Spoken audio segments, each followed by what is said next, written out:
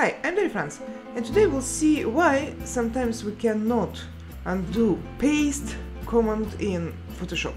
This is our Photoshop project, and let us copy and paste those nice mice to a picture.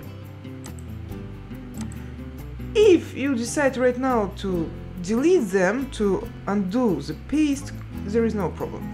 Ctrl Z, they disappeared. But what if you decided to do something with them and you went to transform or free transform tool and do something, move them, make them smaller. Then if you decided to remove them, you undo and you undo what you did with this picture, with those mice, but you cannot undo them. This is because you have to apply your transform or free transform command, and you have to click here. Doesn't matter whether you wanted to apply it or no, we have to finish the command, and then you can Ctrl Z, remove them. That's it. Thank you for staying with me and hope to see you soon. Bye!